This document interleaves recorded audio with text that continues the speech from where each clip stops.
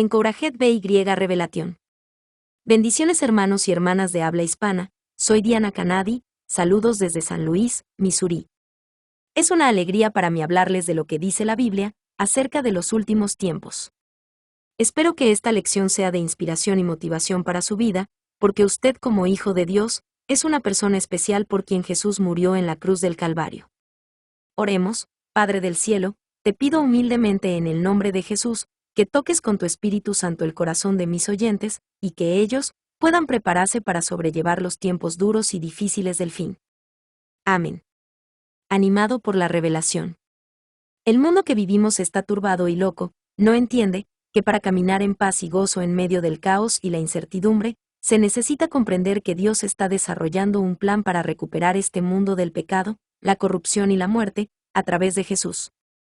El Señor vendrá pronto, como nos prometió para completar su plan final, Él es nuestra esperanza en este mundo cada vez más oscuro. Dios creó a los seres humanos para que se convirtieran en sus hijos e hijas y la tierra para que fuera un hogar para habitar con su familia. Sin embargo, tanto la familia como el hogar familiar han sido dañados por el pecado, la consecuencia del pecado de Adán, la maldición y la muerte pasó a todas las generaciones. Efesios 1, 4 y 5, Isaías 45, 18, Romanos 5, 12.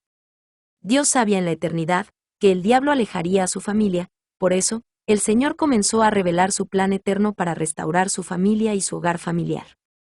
Este plan se conoce como redención. Este plan glorioso se activó en la tierra por primera cuando Jesucristo vino a la tierra a morir en la cruz. Su sacrificio por el pecado abrió el camino para que los pecadores se transformaran en hijos e hijas. Jesús vendrá de nuevo en un futuro no muy lejano para completar el plan de redención de Dios, de limpiar y restaurar la tierra como un hogar familiar apropiado para siempre. Según Hebreos 9, 26 al 28, Jesús vino y ofreció su vida una vez para siempre, un solo sacrificio para quitar el poder del pecado. Él vendrá de nuevo, pero no para lidiar con nuestros pecados otra vez, sino para traer la salvación a todos los que han confiado en Él y lo esperan ansiosos. Vivimos al final de los tiempos, en un ambiente contrario a la voluntad de Dios, las cosas no son como Dios quiso que fueran. La palabra griega que se traduce final, no significa terminación como el final de la existencia, sino, significa completar con el cronograma de eventos celestiales planeados. La salvación completa incluye la tierra renovada y restaurada, la resurrección de los muertos, la reunión con nuestros cuerpos resucitados para vivir en la tierra otra vez. La vida en este planeta, finalmente será, como Dios lo creó y quiso que fuera. Apocalipsis 21 del 1 al 4. Al regreso de Jesús, se le conoce también como la segunda venida. La segunda venida es un término amplio, incluye una lista de numerosos eventos que ocurrirán durante de este periodo de tiempo, antes de que el plan de redención de Dios sea completado totalmente. Las personas sinceras tienden a centrarse en eventos individuales, como el rapto, la tribulación, el anticristo, el reino milenario, por eso, pierden el panorama general y no se centran en su salvación. En estas lecciones, saltaré todas estas ideas individuales y me centraré en el resultado final, es decir, de la familia de Dios, de los hijos e hijas que son redimidos y que vivirán en esta tierra, cuando se haya restaurado y redimiendo.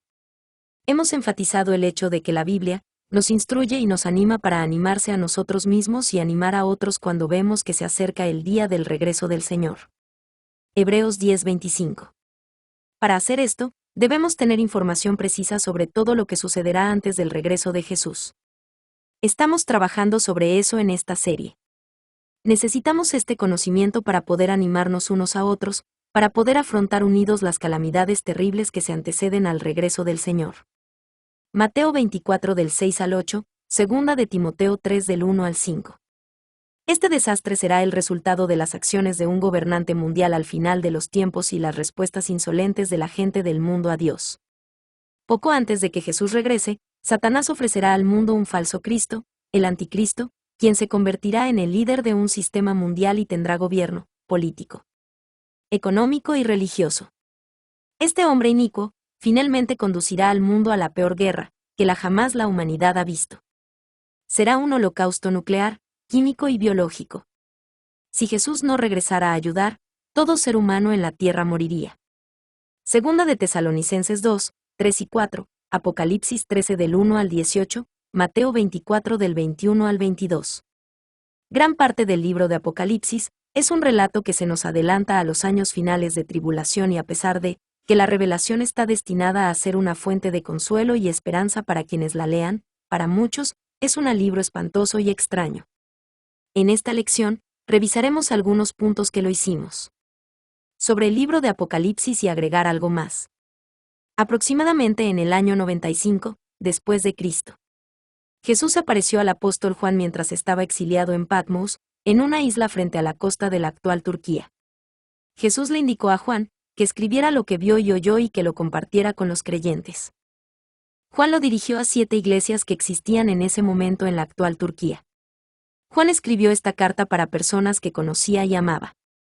Estas 7 iglesias estaban muy cerca la una a la otra. La práctica nos dice que Juan los últimos días de su vida Juan ministró en la ciudad de Efeso y fue el supervisor de las 7 iglesias.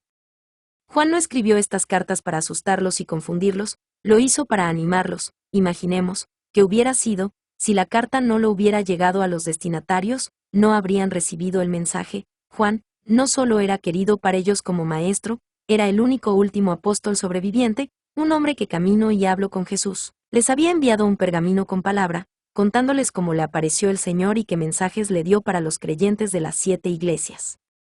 El capítulo 1 Juan registra la visión de Jesús, los capítulos 2 y 3 son mensajes específicos para cada iglesia, los capítulos 4 al 22 contienen información profética o que describen los eventos que sucederán en los últimos años que anteceden al regreso de Jesucristo y el establecimiento del reino eterno de Dios, después que la tierra sea restaurada. Hay otros capítulos como el 6, 8, 9, 15 y 16, son una descripción cronológica de eventos catastróficos que sucederán en la tierra. Los problemas comienzan cuando Juan ve a Jesús abrir 7 sellos de un pergamino, uno a la vez, seguido de 7 ángeles que tocan trompetas una a la vez, y 7 ángeles que derraman 7 copas de ira, una a la vez y a cada sello, trompeta y copa le sigue un evento en la tierra.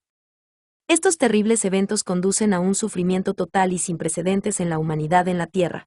Cuando la 6ª trompeta suene, la mitad de la población del mundo morirá. Sin embargo, hay que darse cuenta que caos y la destrucción no vienen de parte de Dios. La apertura del primer sello lidera al gobernante mundial final, el anticristo, quien levanta al mundo a una guerra nuclear sin precedentes, conocida como Armagedón, que se desarrollará en Megido al norte de Israel. La guerra será terrible, química, biológica y millones morirán. El caos en la tierra está conectado con acciones en el cielo, no porque Dios esté detrás causando esta catástrofe, sino porque Él quiere que se entienda claramente que la calamidad que sufre la gente de la tierra, la ruina, es el resultado de desestimar y aborrecer a Dios, prefiriendo hacer la obra del diablo. Ellos simplemente cosechan la maldad que sembraron. Cuando el anticristo como líder llegue al escenario mundial, el mundo entero rechazará al Todopoderoso y se acercará y honrará al anticristo. Por eso, Dios entregará a todos los hombres para recibir las consecuencias de su elección. Romanos 1, 24, 26, 28. A pesar del terror y las calamidades de este periodo, la gracia de Dios se manifestará de manera poderosa. Habrá más señales sobrenaturales de la realidad de Dios como nunca antes en toda historia de la cristiandad. El Evangelio será predicado en todo el mundo y multitudes serán salvadas. Mateo 24, 14. En Apocalipsis 7 del 9 al 11, Juan dice: Yo, Juan, vi una gran multitud, muy grande que no se podían contar, de todas las naciones, tribus, pueblos y lenguas de pie frente al trono y ante el Cordero. Estos son los que han salido de la gran tribulación. En Apocalipsis 11:13 dice: Y en esa misma hora hubo un tremendo terremoto y 1/10 parte de la ciudad de Jerusalén fue destruida y cayó, 7,000 personas murieron en el terremoto, y los que se quedaron se llenaron de pavor y terror y quedaron asombrados, y glorificaron al Señor del cielo. Todo lector sufre para entender el libro de Apocalipsis. Debido al idioma, hay que recordar que Juan era un hombre del primer siglo, describiendo la vida, la tecnología y la guerra del siglo XXI. Él al escribir usó términos de su época, es decir, todo lo que él y sus lectores estaban familiarizados. Pudo referirse de insectos atormentadores a los que posiblemente son helicópteros y aviones equipados con armas de guerra ahora. Apocalipsis 9 del 1 al 11. Aunque la escritura nos parezca extraña, no lo fue para los primeros lectores. La Revelación es un ejemplo de literatura apocalíptica un estilo de escritura profética que floreció desde los años 200 hasta los años 140 después de Cristo. Todos los autores bíblicos de este periodo escribieron con este mismo estilo, al igual que los profetas hebreos, Isaías, Ezequiel, Daniel y Zacarías. La literatura apocalíptica utiliza imágenes simbólicas para transmitir el mensaje. Uno de los temas principales es el cataclismo mundial final, tiempo en el que los poderes del mal serán derrotados para el establecimiento del reino de Dios. Juan usó al menos 300 símbolos en todo su escrito, pero de ellos 9 de cada 10 están definidos por el contexto en apocalíptico en algún lugar del Antiguo Testamento. Apocalipsis tiene más referencias del Antiguo Testamento que cualquier otro libro del Nuevo Testamento, porque registra la culminación del plan de Dios para recuperar la familia y el hogar familiar. Dios ha estado hablando del final desde el principio. Hechos 3:21. La revelación termina con la finalización del plan terno de Dios en la tierra y el establecimiento definitivo con su familia redimida, tierra restaurada y toda corrupción, pecado y muerte limpiados para siempre. Apocalipsis 11:15. El mundo se ha convertido ahora en el reino de nuestro Señor y de Cristo, Él reinará por los siglos de los siglos. Apocalipsis 21 del 3 al 4. Dios mismo estará con ellos, no habrá más muerte ni tristeza o llanto o dolor. Apocalipsis 21:5, porque todas las cosas pasaron. El libro de Apocalipsis refiere a este periodo de rollos, trompetas y copas como el día de la ira del Cordero de los justos juicios de Dios. Apocalipsis 6 del 16 al 17, Apocalipsis 14:7. Este lenguaje nos asusta, porque nos parece como si Dios estuviera enojado y derramando su ira sobre el mundo. Sin embargo, los primeros lectores y oyentes lo escucharon y no tenían miedo porque sabían que es parte de la finalización del plan eterno de Dios. Recordemos lo que ya hemos dicho sobre la ira y el juicio. La ira es justa y correcta de Dios como respuesta al pecado de la humanidad. Su ira no es como un accidente automovilístico, un tornado o circunstancias difíciles. Su ira es la separación eterna de Dios por no haber recibido a Jesucristo. La ira por el pecado de los hombres por el pecado fue cargada en la cruz de Jesucristo. Cuando alguien rechaza a Jesús, la ira permanece. Es la separación eterna de su presencia cuando muera. Juan 3:36. Desde el principio, Dios habló a través de sus profetas, habló de un juicio que separaría a los justos de los malvados. La palabra griega traducida juicio en el libro de Apocalipsis significa una separación, luego una resolución en un juicio a favor o en contra. Justicia implica hacer lo correcto. Es correcto y parte del plan de Dios restaurar la familia y el hogar familiar.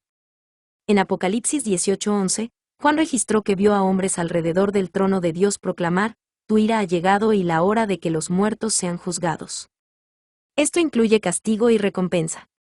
Los miembros de la familia de Dios serán recompensados con un nuevo hogar, la tierra nueva, pero aquellos que lo han rechazado serán desterrados para siempre de su presencia, muerte segunda. Segunda de Tesalonicenses 1:7 al 9. Recordemos que Jesús mismo les dijo a sus discípulos que al final de esta era los ángeles quitaran todo lo malvado y pecaminoso, todo lo que corrompido y profano de su reino, como parte del proceso de restauración de la vivienda familiar. Mateo 13 del 41 al 43. Los primeros oyentes y lectores de Juan escucharon del juicio y su ira en términos de los profetas del Antiguo Testamento. Recordemos que los profetas del Antiguo Testamento se refirieron a lo que llamamos la segunda venida como el día del Señor, el momento en que tratará con los impíos, librará a su pueblo y para vivir con ellos para siempre. En Apocalipsis 14:14, se hace referencia a cosechar la tierra y describir al Señor y sus ángeles poniendo hoces en la tierra y echando la mies en el lagar de la ira de Dios. En Isaías 63 del 1 al 6, el Señor viene a anunciar la salvación de Israel. Sus vestiduras manchadas de rojo, como si había estado pisando uvas. El Señor declara que ha pisoteado a los enemigos de Israel, porque el tiempo se ha cumplido para venir a rescatar a su pueblo. Esto es lo que significó para ellos la venida del Señor su ira. El profeta Joel hizo varias referencias al día del Señor. En Joel 3 del 1 al 2, 12 y 17 escribió que todas las naciones serán reunidas en el valle de Josafat. Joel usó las imágenes en sentido figurado como el lugar donde el juicio del gobernante mundial, y donde se desarrollará el encuentro final entre las fuerzas del bien y el mal. Decisión significa trillar o un proceso de cosecha. Versículo 14. Esta fue una referencia histórica familiar, un lugar real donde se unirán los enemigos para hacer la guerra a Israel y serán derrocados por el poder de Dios.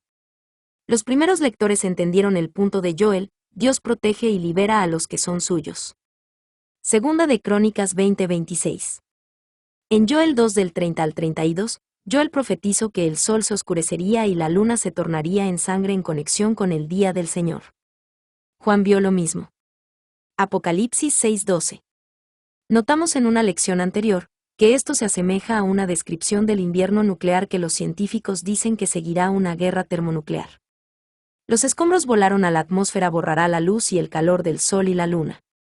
Joel dejó en claro que todo aquel que invoque el nombre del Señor será librado. Pedro citó este pasaje y conectaba claramente la profecía con la venida de Jesús. Hechos 2 del 17 al 21. Los cristianos sinceros tienden a fijarse en puntos singulares del libro de Apocalipsis, como la marca de la bestia, se aterrorizan ante la perspectiva de tomar accidentalmente la marca y forzarlos. Apocalipsis 13 del 16 al 17. Cuando leemos atentamente los pasajes, vemos que recibir la marca es una expresión de adoración y sumisión al gobernante mundial final.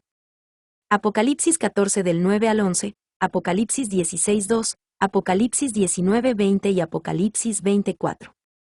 No es algo que recibes accidentalmente, aceptar la marca es una expresión del hecho de que cree el gobernante, es quien dice ser. Los primeros lectores de Apocalipsis sabían que el ser marcado tiene otro aspecto. Juan hizo referencia a grupos de personas que tenían el sello de Dios y estaban protegidos. Apocalipsis 7:3, Apocalipsis 9:4. La palabra griega traducida sello significa sellar con un sello o marca privadamente para mantener seguridad o reserva. El Antiguo Testamento tiene ejemplos de personas marcadas para protección. Israel en la noche de la Pascua, Éxodo 12:7-12, los piadosos en medio de Israel, cuando la nación fue entregada a la vil adoración de ídolos y a punto de ser destruida. Ezequiel 9:4. Los primeros lectores supieron por las enseñanzas de los apóstoles que fueron sellados por el Espíritu Santo. Hasta el día de la redención, el regreso de Jesús para completar el plan. Efesios 4:30. Los primeros lectores y oyentes del libro de Apocalipsis no lo vieron como un libro aterrador sino como un libro de triunfo, sabían que, al fin, se completaría el plan de Dios para su familia en este mundo. Sabían que lo hará para preservar a su pueblo hasta el día de su venida. Tenemos más que decir la semana que viene, pero antes consideremos estos pensamientos mientras terminamos esta lección. Lecciones como esta no parecen prácticas cuando miramos todas las angustias que suceden a nuestro alrededor, sin embargo, cuando comprendemos el resultado final, nos ayudará a lidiar con el caos creciente. El apóstol Pablo enfrentó la muerte como un mártir por el conocimiento de que tiene un futuro, una esperanza en Jesús, que Dios lo preservaría hasta el día de su venida. Segunda de Timoteo 1:12 y 4:18. Pablo disfruta actualmente la dicha de vivir en el cielo, pero él, tanto como nosotros, espera el día de la redención y salvación completa. Cuando su cuerpo será levantado y vendrá a vivir con nuestro Salvador en la tierra para siempre. Se acerca el final, y eso es bueno. El plan de Dios para restaurar la familia y el hogar familiar será completado pronto, tal como el libro de Apocalipsis lo aclara. El Señor proveerá ayuda para que su pueblo soporte la adversidad que se acerca, hasta que nos arrebate en las nubes con su poder y su gloria. Esto es bueno. Amén.